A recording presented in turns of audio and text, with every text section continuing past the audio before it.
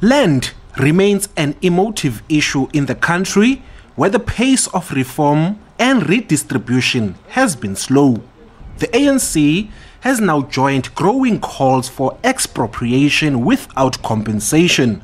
The Constitution allows for expropriation in the public interest and for a public purpose, subject to compensation, which is just and equitable. Some analysts say the ANC may be driven by political considerations rather than a desire to improve land reform. I think it's irrelevant to the main problems facing land reform in this country, which are to do with poor policy, poor implementation, a very small budget, elite capture, and corruption. Those are the real problems, and we should be fixing those. This is actually a distraction from the real problems, and I think it brings significant risks, which I don't think we as a society are really ready to make.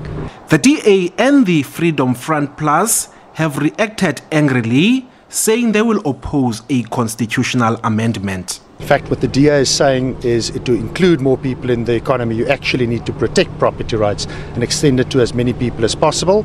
This actually puts property rights in the hands of government and all the vested interests that you will find there.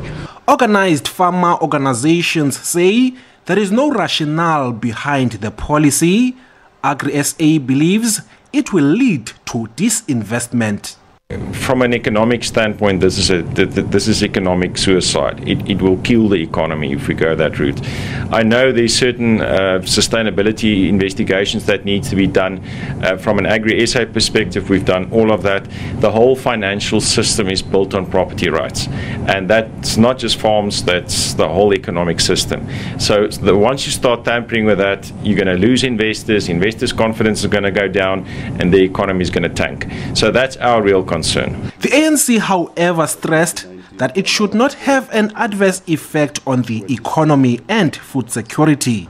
It says those who obtained land illegally will not be compensated and no land grab will be tolerated. The EFF previously said it would vote with the ANC to amend the constitution. The party says it will address the media on the issue soon. Ulilani Philip, SABC News, Parliament.